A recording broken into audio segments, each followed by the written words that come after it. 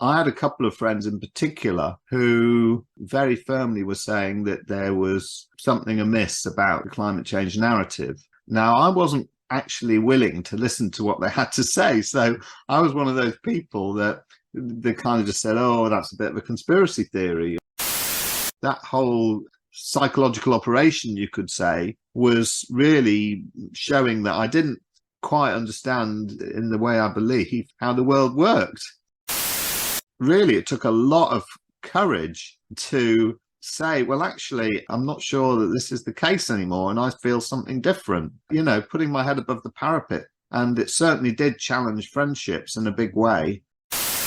My take on it is that CO2 was the perfect focus of concern because it was irrelevant to the real environmental issues and thus a great distraction. And yet it could easily be portrayed as the major problem to be solved. And solving this problem meant imposing top-down restrictions and controls on humanity.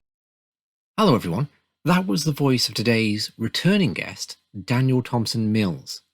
After spending decades in the environmental movement, events of recent years caused Daniel to reevaluate some of his core beliefs, a process that ultimately led him to author the book, The Case Against Man-Made Climate Change. In this interview, I focus on asking Daniel how this dramatic cognitive shift came about, why certain facts had previously been invisible to him, and how his change has been received by the people around him. I started out by going back in time to ask how his concern for global warming began. I became an environmentalist in the late 80s when I was a student. And one of the first things I did was I joined Friends of the Earth at that time. And I remember having a poster. I put up a poster on the wall of the Hall of Residence where I was at, and it was a Friends of the Earth poster, which graphically showed how global warming occurs, and highlighting that problem. So really, right from the word go of becoming an environmentalist, I was, aware of that issue, and it was part of the things that I was concerned of. But over the years, I certainly felt that more and more, really, that the whole climate change thing was being emphasized too much, and it was dominating the narrative, the debate, the discussion, to the exclusion of all the other things. And for me, I did believe in man-made climate change, but I saw it as the icing on the cake. That, well, of course, we're affecting every ecosystem, every part of the ecosystem around the world. And of course, we're also we must be affecting the atmosphere. And I just saw that as, well, it's just, as I say, the icing on the cake. But to focus exclusively on that, I certainly was critical of that. But yeah, right up until the beginning of 2021, I was a firm believer in man-made climate change. And I was reading the IPCC reports, or the reporting of the reports rather, and when I was living in a self-build permaculture community in a woodland, which is a big part of what I was doing for a long time, we were predicating our whole case on being there and why this was important around the IPCC reports and climate change in general. Okay, so I would imagine that in the 80s, you would have placed yourself into something of a minority by expressing serious concerns about climate change, because it wasn't an on-the-street kind of concern the way it was today. You didn't have the kind of climate protest. I was a child at the time, and I remember Captain Planet being on TV, but the big environmental concern I remember then was the ozone layer, the hole in the ozone layer. So did you perceive that at the time, that it was did you feel you were engaged in a real uphill battle to get people to pay attention to climate change at that time? Yes, I mean, it wasn't an issue that I was massively focused on. It was just part of, at the time, Twyford Down, for example, was being talked about a lot, and it was the beginning of that whole road building program where protests kicked off against it, beginning with Twyford Down. So I was reading particularly the the newsletter or the magazine that Friends of the Earth were producing every so often, once a month or whatever. And climate change was part of that, but it wasn't really dominating like it does now. And it was a lot to do with woodlands under threat and species under threat and all of that sort of thing. But over the years, it became more and more dominant. Right. Now, just to pick up on that, one of the things I've heard about the climate change is that it's paradoxically can be a kind of anti-environmentalist agenda, in that any changes to an ecosystem that causes a species to decline, say polluting or the rerouting of waterways or anything, or like with the massive forest fires, this can all just be pegged on climate change, which is a problem that everyone is responsible for, and therefore no one is responsible for. So you can carry it, it becomes an excuse to not look at things like pollution issues or the dumping of waste or changes to environments for industrial reasons that are having an effect on species. It becomes a way of like the thing that you can peg everything onto. And I'm wondering, from what you said there, did you directly observe that kind of thing going on? Charles Eisenstein, in an article recently, really voiced this in a beautiful, eloquent way. And I think if I read out what he says, it's just one paragraph, that article, then it kind of, he says it better than I possibly can. And the article was came out in March of this year, and it's called How the Environmental Movement Can Find Its Way Again. And here's what he says. There's an emerging understanding among many environmentalists that we have made a scientific, strategic, rhetorical, and political error by reducing the ecological crisis to climate and the climate crisis to carbon. Earth is best understood as a living being with a complex physiology whose health depends on the health of her constituent organs. Her organs are the forests, the wetlands, the grasslands, the estuaries, the reefs, the apex predators, the keystone species, the soiled insects, and indeed every intact ecosystem and every species on Earth.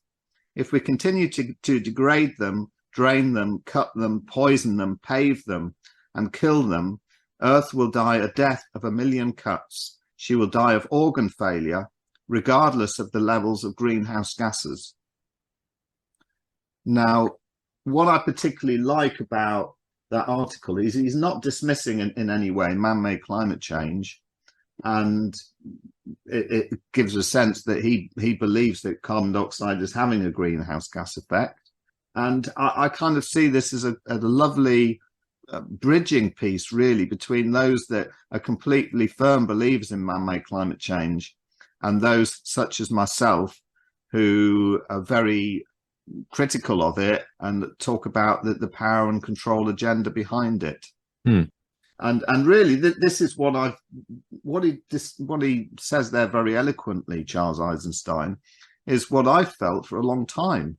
And now I even feel even more so that the whole carbon dioxide narrative is both a distraction from the real issues and actually also an inversion of the truth. When I can go into that, if you like. Okay, I would love, but I just want to slow you down a bit. And what I'm keen to ask is, you're in this period, you're living in an eco-village that is focused on a lot of environmental issues. There's a lot of environmental reasons, justifications for doing that, motivations for doing that, one of which is climate change. I'm assuming you're surrounded by people who are very much of the same mindset when it comes to climate change.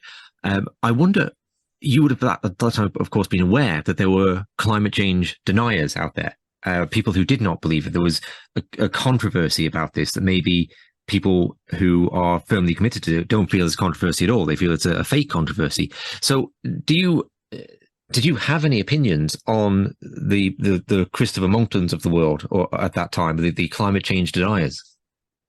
Well, yes. I mean, it's not something I gave a lot of my time or focus on, really. But I mean, yeah, Nigel Lawson was another one that I was aware of. And yeah, I guess, I went along with that story that, here were right-wing people who just, wanted things to carry on as they were, and were stuck in the muds about the science and how the vast majority of scientists around the world were in agreement or consensus about this issue, and so on and so on. So yes, but I didn't massively have lots of vitriol for these people or anything. But I certainly wasn't a dissident from that perspective.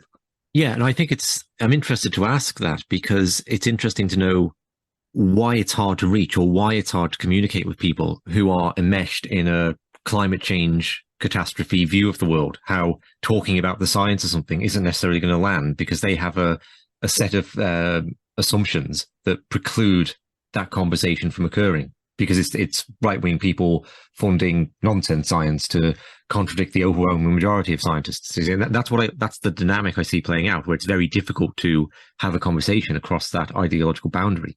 I would totally agree. I think there's two aspects to it. The first aspect is that the encouragement by the powers that shouldn't be for people to have these dismissive phrases like conspiracy theorist, climate denier, whatever, to just dismiss anything that's not in accordance with the mainstream narrative. So you don't really even have to go there and listen or debate it or think if this person or this point of view has any relevance. So I think that's just a general thing that goes on. But in relation to the environmental movement in particular, I know obviously lots and lots of people in the environmental movement who are doing fantastic work. And why are they in the environmental movement? Why are they grassroots activists? It's because they're absolutely passionate about Mother Earth and they feel the huge grief and trauma at what's happening to her as a result of human activity, which is undoubtedly the case, and the materialist consumerist mindset and so on. And enmeshed in that is the whole carbon dioxide story. So it's completely enmeshed with that passion. So any questioning of the carbon dioxide side of things, it just can't be prized apart from their passion and their concern generally for the planet and what's going on, because they've been, well, let's face it, this is how I would put it, they've been brainwashed to believe this story, and they've been brainwashed for a reason. So this is why I particularly wanted to bring up this piece by Charles Eisenstein, because I feel very strongly that there needs to be ways of trying to find common ground and bridge the gap there between those of us who might be labeled climate deniers. I mean, how can you deny the climate? It's a ridiculous phrase anyway. The climate is the climate, nobody's denying there is a climate or that there's climate change. It's just what causes climate change. So let's loop back around in a minute to how to communicate. Okay. And first off, I'd like you now to talk through, where did this ideological egg start to crack for you? What was the first part what was that? Can you recall maybe the first thought you had that, hang on, is everything as it seems here? And I suppose I'm also curious, was that psychologically uncomfortable to go through a shift like that?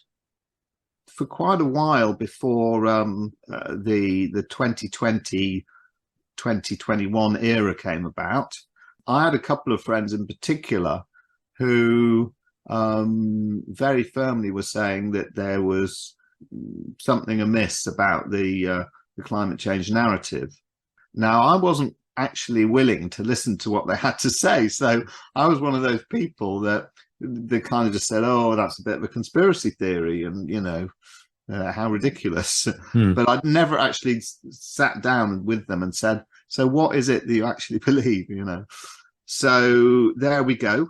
Anyway, I explained in our last interview, as you may remember, that it's a bit of a long story, but essentially the community that I was involved in this self-build permaculture community in a woodland, we eventually were forced to leave because of the authorities, and I actually left in 2018. And because of the grief and trauma around that, essentially, my health went into decline. I'd lost my mojo, because my whole purpose in life had been taken away from me, and so on. That's a whole big story, but where it ended up was that the bottom fell out of my health in 2020. So just as the lockdown was being announced, I went into my own personal lockdown, and had a year of being very depleted and so on, and going through the mainstream medical system. Anyway, coming out of that, and as I gradually began to build my strength again, I was absolutely hungry to find out what had happened to me, why had I become so depleted. And I'd developed a so-called viral illness along the way, when I didn't feel that the explanations of what that was about were adequate, on the mainstream explanations and so on. Anyway, so I started researching, and now it was alongside the time that the whole roll up your sleevers narrative agenda was being rolled out. Program, that's the word, program was being rolled out. And I remembered vaguely from the 90s that having things put into your body in that way was not a good idea, but I'd really forgotten the details. So I was hungry to understand that myself. And as I was finding out more and more and discovering more and more, I started writing it down, partly to aid my own understanding, but also partly to share with others, so that they could make an informed choice as to whether to go through that medical procedure or not. And that led on generally really to researching, as I say, the whole topic of biology and medicine. And because of the encouragement of friends, it ended up being put together in a book, which I self-published. And I never expected that would be the case, but that's where life took me.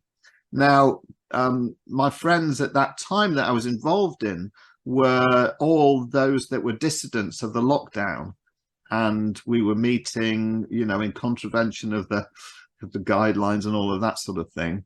And there was every topic imaginable was on the table for discussion, and I was really enjoying that. And I felt ripe, I guess, having discovered that the whole topic of biology and medicine was, and from the conventional point of view, was massively based on fraud, that I was hungry to learn more, and I started questioning everything really. Now, I had more and more friends by this stage who were saying, well, climate change is, another thing that we need focus on. And you've obviously got a talent for taking information and assimilating it and putting it in an accessible way for people to understand. Would you be up for doing another book on climate change?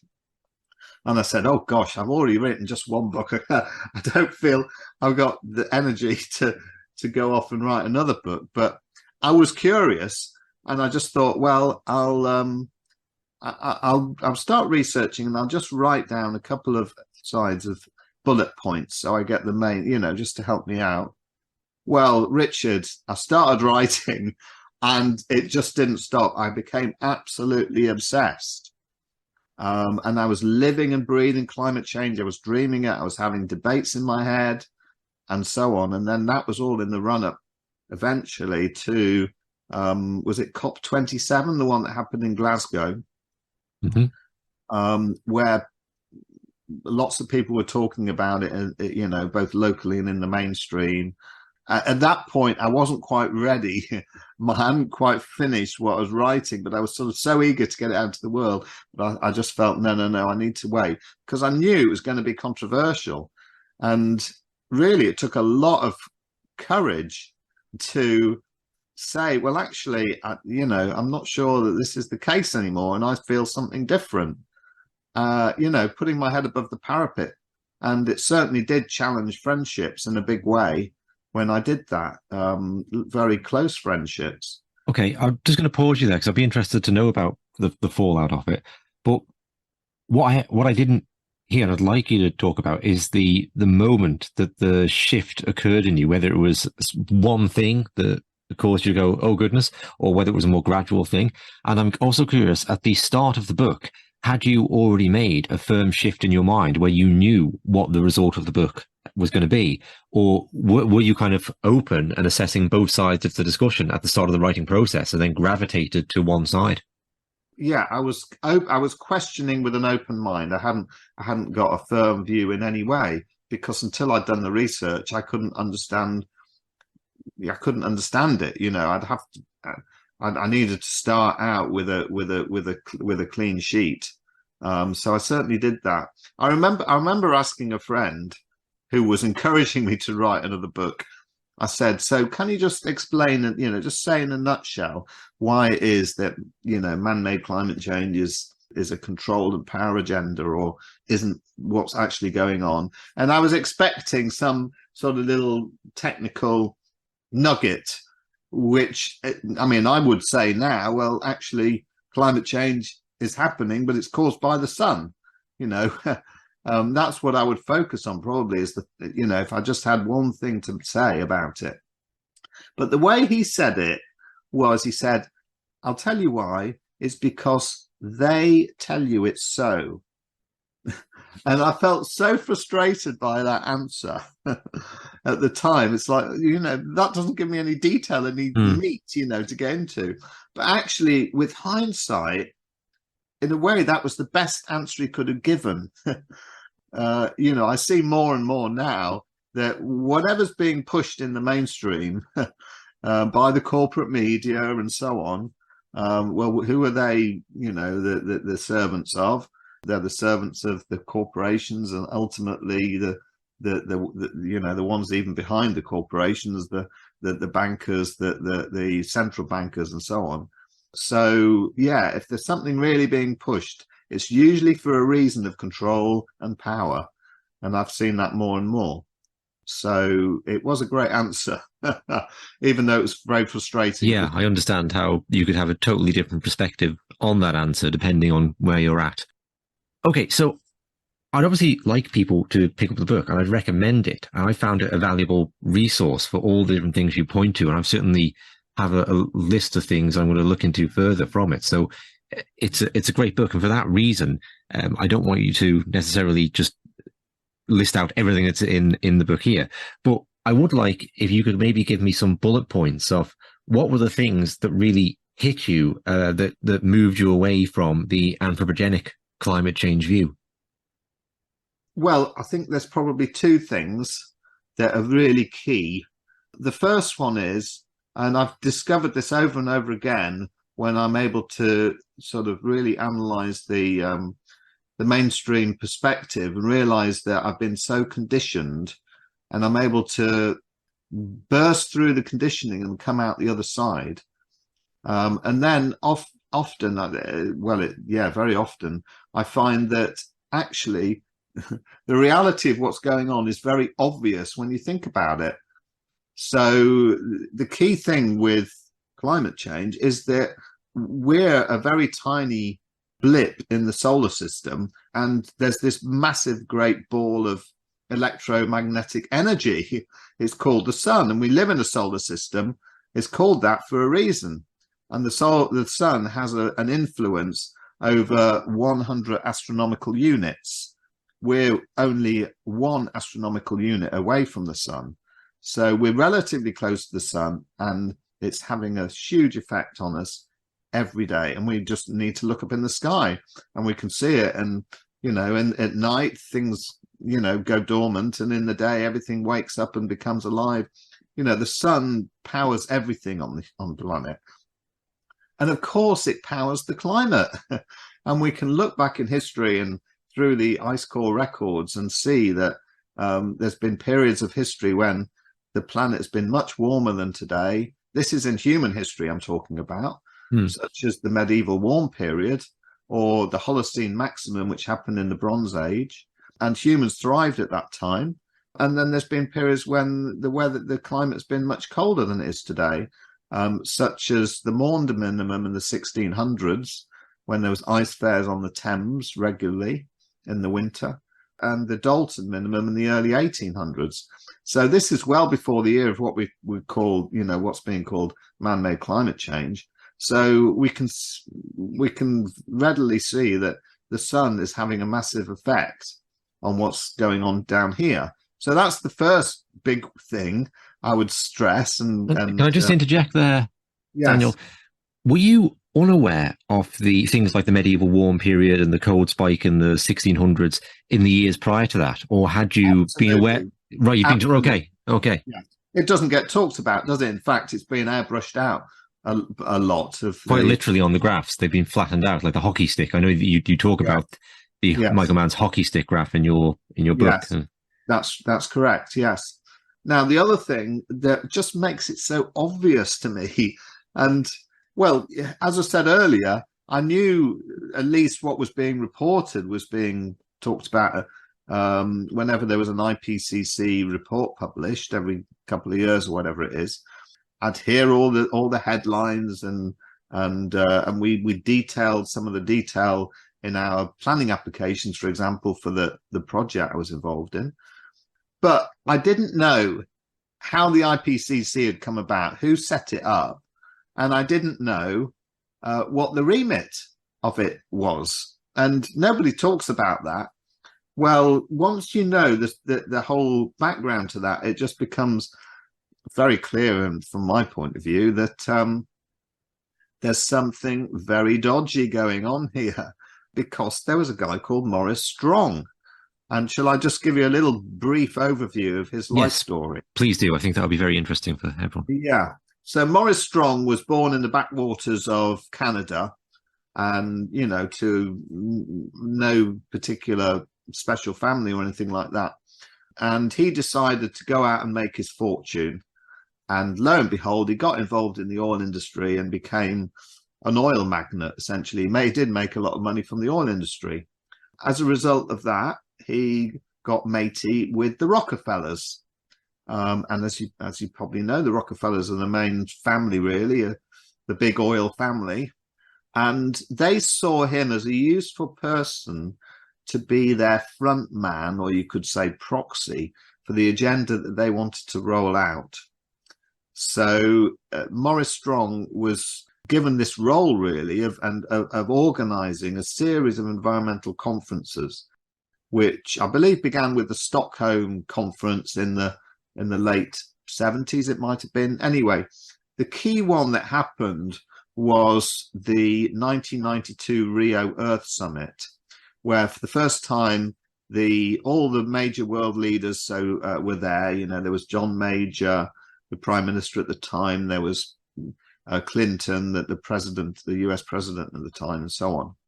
And there were key decisions made there, and things rolled out that kind of created the fabric for where we're at now, in particular Agenda 21, which has now also got Agenda 2030 been added to it. And around that time, I think it was just shortly before that Rio Earth Summit, the IPCC was formed by Maurice Strong. So it was set up by big oil. And what was the remit? Well, the remit was to examine the effects of anthropogenic global warming and how to and study ways to adapt to and mitigate it. So within that remit, it was totally focused on man-made climate change, as it's become known now. It was called global warming then, and all consideration of natural processes, natural cycles were excluded. So as far as I'm concerned, all the science from that point onward was fundamentally flawed, because it wasn't taking into account all the evidence, and was skewed very much towards highlighting what human beings were doing and the effects of that. And then, of course, we can go on to say, well, actually, and then it's not just that they're objectively examining all that evidence, but they're positively manipulating it, and so on and so on. Okay. I'll come back to the why this is going on in a minute and ask you to talk about what you see the agenda as. But just to return to the kind of communication thing. So you go through this shift, and in writing the book, the evidence accumulates where you're now firmly on the other side of the line. And I just to say, I mean, other things in there, you talk about the is it 97%, that statistic that gets bandied around, that Yes, 97% of indeed. scientists believe. Yes, And yes, that's something I probably hear that one more than any other, right? And I yes. think it's reasonable that people assume when people publish these statistics, they're actually in some way a representation of reality, and that just completely isn't, right? It's hard to get people over the incredulity that such a falsehood would be portrayed as that. Well, actually, but would you actually, maybe you would like to explain that rather than the media? I just think it's an interesting one. Yeah, well, in my book, I boil down the whole issue, or the whole topic, to, I think it's, is it 6 pillars? I'm trying to remember the number. It's either, I think it's six pillars of the case against man-made climate change, and the sixth one is something called Climate Gate. Now, this occurred in 2009. And again, it was a big deal at the time, but I was amazed when I was researching this in the early 2020s, as I've said, that I hadn't heard about Climate Gate. Why had I not heard about it? And why had people not talked about it in the circles I was in? Essentially, what happened was that a whole series of emails were released by a whistleblower in 2009, and it all related in particular to the Climate Research Unit at East Anglia University, which was a key part of the institutional network behind the IPCC and the climate models. And essentially all that was being portrayed about those, that topic. And there's various people involved there, including Professor Michael Mann, who you mentioned earlier, who's a US guy. So anyway, these emails very clearly showed how these people at the unit were manipulating evidence. So they were trying to get rid of the medieval warm period, as you mentioned, from the records, and that ended up with the hockey stick graph, as we've talked about, where it was just flat until humans came, pretty much flat until humans came along, and all of a sudden, yeah, there we are, and the temperature just shoots up all of a sudden in the 20th century. And also how they were working to suppress and censor anybody who said anything different from the anthropogenic global warming line. So they were manipulating evidence, they were censoring people, and they were working actively to make sure that none of this got out through freedom of information requests and so on into the mainstream. Well, in the end, they were forced to, because of the revelation that the leaked emails showed. And I think at the time it caused a lot of, wow, this is a big controversy. But very quickly there was a whitewashing program brought in where there was an inquiry into it and all this sort of thing, and it was all whitewashed over and went away. But nobody knows about it now, and I certainly never knew about it at the time even. But it's certainly very revealing. As James Corbett says, it shows how the sausage is made in a climate change factory. I think that's a great analogy to use for that. Okay, so having made the shift and published the book, you mentioned it frayed relationships with friends. I don't want to aggravate that situation further, but I am curious as to the spectrum of responses from people who you know who would have been firm believers, let's say. So anything from people who read it and went, Daniel, you're absolutely right, I'm dropping this whole thing too, I've been completely wrong about this, through to more defensive reactions. What's the reception been from your old friends? Well, certainly initially it was very polarized. It was those people that really were kind of new in my set of friends, largely, not exclusively, but largely, who were dissidents of the whole so-called medical emergency situation, Mm-hmm. and had done a lot of research prior to that whole situation anyway on lots of different topics. And I was just soaking it all up, because by that stage I was willing to question everything. That whole psychological operation, you could say, was really showing that I didn't quite understand in the way I believed how the world worked, that there was a lot more to it than I understood previously, even though I'd been very much about, and corporate agendas and so on.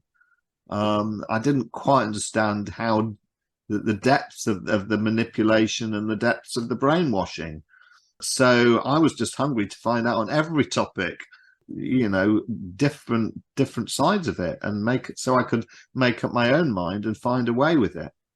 Now, as I said earlier, a lot of my friends in the environmental movement were really still completely enmeshed in the man-made climate change story, and it was very tied in with their emotional response to the environmental crisis that we face, which I can completely understand. I can really understand that.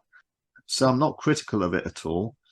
And so, yeah, it didn't land well with a lot of people, and it really affected their relationships, because they just said, a lot of what I heard was, I thought we'd got over all of that. We've got so much, we've got to get on with it and, make solutions and and anybody challenging the whole carbon dioxide story, they wouldn't put it that way, but the climate change, denying climate change or whatever, is just counterproductive to getting solutions brought about and so on. So that was how it was framed, and they thought I'd become a bit wayward. Essentially, there were people who were unwilling to engage and would have seen it as kind of almost immoral to engage with it. Yes. Now, some of these people had, in my view, been taken in by the psychological operation going on at the time, much to my surprise. I would never have thought that they would have been taken in by it, but they were. Others hadn't been taken in by that, and were certainly critical and questioning of what that medical situation that was supposedly going on at the time. But climate change was just a subject way too far to even contemplate that there was a psychological operation going on with that as well. Right. And did you have anyone who maybe doesn't fit neatly into the category of like saying, well done, Daniel, that's brilliant, or Daniel, what are you doing? That's awful, who maybe just says, I'm committed to climate change, but that there are things in there that's kind of made me think. There's someone who maybe it just changed their perspective a little, or open them up to there being a different way of seeing this. Well, I did find some people were much more open-minded and would listen to an extent, or maybe even say, oh, I'd give them a copy of my book, and they'd say, I'll give that a read. But what I found was that generally it didn't tend to go very far. I mean, it was a breath of fresh air, I have to say, when I did get that response from somebody who was firmly in the man-made climate change side of things. But I was very frustrated, really, about the lack of willingness to even just consider something different, and certainly veering well away from having a debate about it. Whereas, I just feel, well, open inquiry and debate is the lifeblood of science. And this whole phrase, the science is settled, is a completely anti-science statement. Without wishing to patronize anyone, do you think we should look at this as akin to cult deprogramming, that climate change ideology can become so strong that it becomes cult-like, in the sense that when you're in it, it becomes immoral to question it? So it becomes circular in that way. You can't get out of it through rational means then. Absolutely. I would totally agree with that. I see a lot of zealotry amongst certain individuals and groups. And I'm not going to name any particular groups, but you can probably imagine which ones. Sure. I mean, the longer I've gone on doing this kind of thing, the more I've moved away from thinking rational dialogue is the way to go about things, to thinking, reading more about people who have come out of cults and understanding what got in and cracked their perceptions open and allowed them to see life differently. Because whether I'm engaging over the medical emergency issue, or climate, or any kind of geopolitical thing of what's going on in Ukraine or anything else, it's more akin. People are more, it's like cult deprogramming seems like the more apt tool than rational dialogue. Well, Richard, I've very much come to the view, and this is why The third book that I published, which is written in collaboration with Justin Walker, is on the money system, because I actually feel that people are much more curious and willing to hear what you have to say about the money system. And it's explainable. The nub of it is explainable in 2 to 3 minutes. The debt-based, financial system. And once people understand that, I'm hoping, and I feel very strongly, that then they're much more, they see how, my God, there's this massive contrick and fraud going on right underneath our noses, but it's being disguised by smoke and mirrors the whole time. And it's so fundamental. I'm hoping that once, that's a more of a way in, that once they take that on board, or at least start questioning seriously, then other topics become much more approachable, such as climate change. So in a way, I'm putting climate change on the back burner with people who are very enmeshed in the mainstream narrative, because I actually I'm now focusing more on money as a way in to creating debate. I think that's a very interesting observation, right? Because it seems to be that a lot of people are capable of criticizing the state or seeing through the illusion in one area, and then amazingly completely incapable in another area. And there's probably an extent to which this is true of me too. There's probably things that I would find very hard to question, which other people wouldn't. So, for example, I know people who have been for years very critical of the climate situation, but had no cynicism whatsoever, and still don't have any cynicism about the approach to the medical emergency. And I know the exact opposite of that. So like medical emergency people who are cynical of that, but have no questions about climate, and so on and so on. You could say that about 9/11 and all sorts of things. So it's interesting to think about not engaging with people at the point where they're holding on the tightest, but rather at the point their grip is the loosest. It could be on a different area. And then that filters in. And at some point you think, well, hang on, if this area here is all corrupt and the science is rotten and blah, blah, blah, and then it can't be that this other thing, which I believe in, is pristine and holy and no one would ever do anything with a self-serving agenda. So I think that's an interesting point you make. Yeah, well, I like the quote of Mark Crispin Miller, who's a professor at NYU University, and he was running very successfully running a course on propaganda and deconstructing it and how it works and how it's used and so on. So successful that the course was shut down. But he's obviously someone who's and he believed in man-made climate change for a time, and again was sort of unwilling to go there, but eventually did. And this quote, I think, just sums it up, and it's very simple, really. While it's very easy to spot the propaganda that you disagree with, it's far more difficult to spot propaganda when you agree with it. So really, in order to challenge fundamentally held beliefs and assumptions, you have to be willing to go beyond the emotional response that you have to that being challenged. And, the emotions are much more powerful than the rational brain. Yeah, a challenge for all of us. Last thing I'm going to ask, I'm going to pick up on that theme of Maurice Strong and the Rockefellers again, and ask you to talk about what you see as the overarching agenda here. If this is being pushed, why is it being pushed, and how does it tie into other agendas, geopolitical or medical emergency agendas? Now, I'm aware that to an extent here, I'm asking you to comment on the facts, observable, and to an extent, I'm inviting you to maybe engage in some degree of speculation. Yes, great. In the book, there's a chapter on an overview of the politics as I see it. And this is my take on it, trying to puzzle out, why, what's behind all of this. And there's a great quote by H.L. Mencken, which just sets the scene. The quote is, "The whole point of practical politics is to keep the populace alarmed and hence clamorous, to be led to safety by menacing it with an endless series of hobgoblins, all of them imaginary." So if you're a control freak, if you want to control humanity, then you want to control all sides. You want to control the opposition. And as I see it, as the 20th century progressed, the environmental damage being wrought by our industrial, consumerist, oil-based society was becoming more and more clear. So big oil set out to control the environmental agenda by making the enemy, quotes, humanity itself.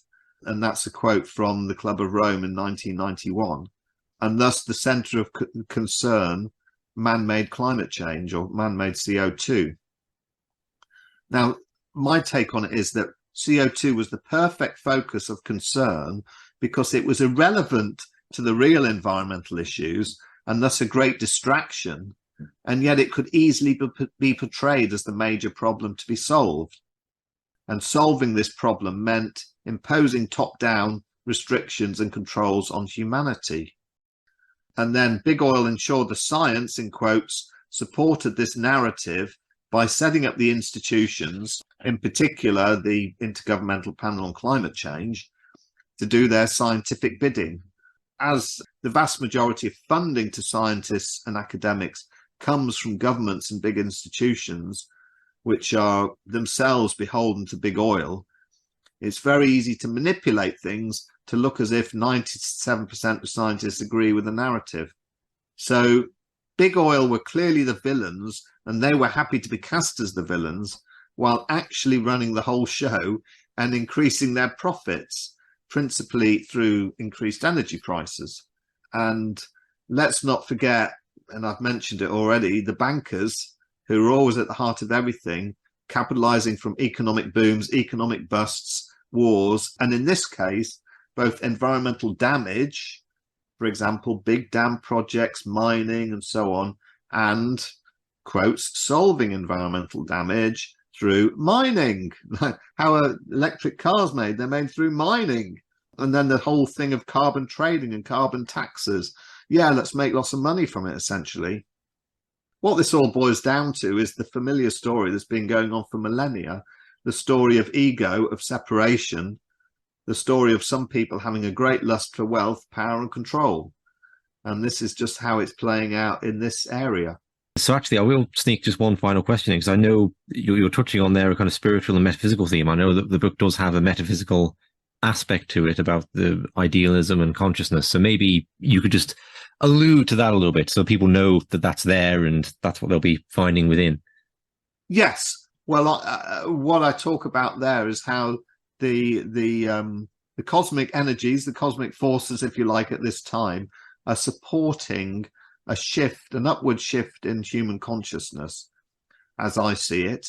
And so it's time for us, in my view, to engage with that and really break the shackles of the slave system that we're in and come together as humanity with open-heartedness to create a vibrant, thriving world where we reassume, we take up again our true role, as I see it, what we're here to do on Earth, which is to be the guardians, the stewards of this Earth, rather than abusing and taking. It's something that I feel I'm encouraging people to understand that, really, and see that ultimately it's not the problem that's the issue. There are lots of, as I say, power and control agendas, and we're all enmeshed in that to a greater or lesser extent. But really what we want to be doing is focusing on what world we want to create and put our energies and our focus on that, rather than focusing too much on all the crap that's going on.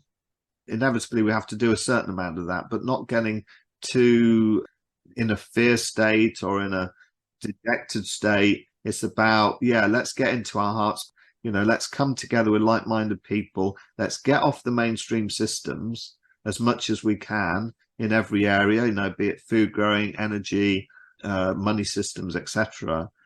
And let's start creating the world now that we want. Let's be the pioneers of this new Earth, as it's often called. So that all my books are about empowerment, and they're inspirational. It's not like, we're under the cosh so much. No, it's like, actually, we just need to take back our power. I love that quote from Shelley, rise like lions after slumber in unvanquishable number. Break your chains to earth like that have fallen on you like dew. while you were asleep. You know, ye are many and they are few. And it's that stirring call that Shelley had in the 1900s that I say, yeah, let's go with that rallying call and take back our power, as I say, and move forward in a good way. Daniel, thank you very much indeed. I will link to the book in the info box, but please just verbally tell people where they can, what it's called and where they can get a copy of it. Yes. So, well, this book on climate change and my other two books on what I call bioterrain medicine and on the money system, they're all available from me. They're not on Amazon or anything like that. I self-publish, and certainly I avoid Amazon. And they're available from my website, which is dandelionspeaks.msvr.uk. So that's dandelion as in the plant, dandelionspeaks.msvr.uk. Brilliant. Thank you very much. And you might be so good as to come back on sometime and talk about the monetary system and the Bradbury pound and all that kind of thing. And if so, that will be delighted to have you. I would love to do that, Richard. Yes. Great. Let's set that up. Okay. Thank you. Great.